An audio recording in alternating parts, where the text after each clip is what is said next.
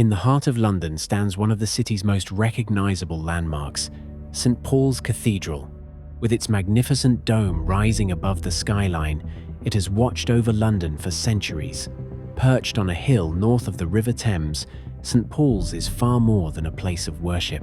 It is a witness to British history itself, having survived wars, fires, the Industrial Revolution, the Age of Empire, and the growth of modern London. So how did St. Paul's Cathedral come to be, and why does it remain such a special place today? The story begins nearly 1,400 years ago.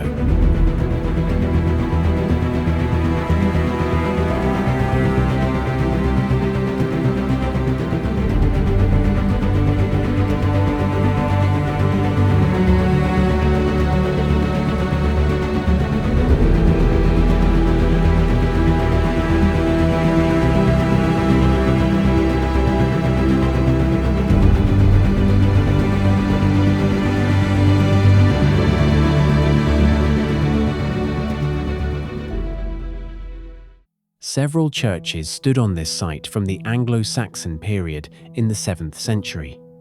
At that time, London was little more than a small settlement beside the Thames. As the city grew into the centre of England's political and economic life, the church on this hill grew alongside it.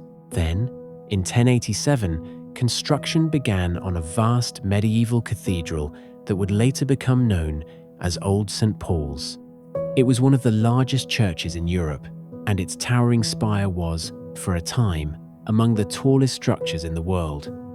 But St. Paul's was much more than a religious building. Merchants conducted business within its walls, politicians and nobles exchanged information, and ordinary citizens gathered to hear the latest news. In many ways, it was the social and commercial heart of medieval London. But in 1666, one of the greatest disasters in London's history struck the city, the Great Fire of London. Most buildings were made of timber, and the narrow streets allowed the flames to spread rapidly. Driven by strong winds, the fire raged for days, consuming much of the city. Eventually, St. Paul's Cathedral was engulfed by the inferno. The great symbol of medieval London collapsed, leaving it in ruins. After the fire, Britain set out to rebuild its capital, and at the centre of that effort was the brilliant architect Sir Christopher Wren. Wren was tasked with designing a new cathedral, inspired by the great domed churches of Renaissance Italy. He envisioned something entirely different from the Gothic cathedral that had stood before it. His design was bold, elegant, and unmistakably Baroque. Construction took 35 years, and in 1710, the St. Paul's Cathedral we know today was finally completed. Its most striking feature is, of course, the Great Dome. Standing around 111 meters tall, it dominated London's skyline for centuries and could be seen from miles away along the Thames. Inside the dome lies one of the cathedral's most fascinating attractions, the Whispering Gallery.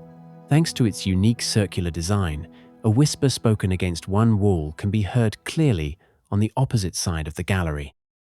Visitors who climb the hundreds of steps to the top are rewarded with breathtaking views across London, where historic streets and modern skyscrapers stand side by side. Beneath the cathedral, many of Britain's most celebrated figures are buried, including Sir Christopher Wren, Admiral Nelson, the Duke of Wellington, and the painter William Turner. St. Paul's has also played a central role in national life, hosting events such as Sir Winston Churchill's state funeral and the wedding of Charles, Prince of Wales, and Lady Diana Spencer. Yet perhaps the cathedral's most important chapter came during the 20th century.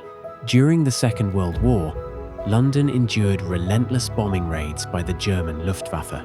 Volunteers and firefighters worked tirelessly to extinguish flames and remove incendiary bombs that landed on the cathedral. Their efforts succeeded. St. Paul's survived. One photograph in particular became famous around the world. The Great Dome standing defiantly above the smoke and flames of wartime London. For many Britons, it became a powerful symbol of resilience, determination, and hope. Today, St Paul's Cathedral remains at the heart of London's skyline. Although modern glass towers now surround it, the Great Dome still commands attention, just as it has for generations.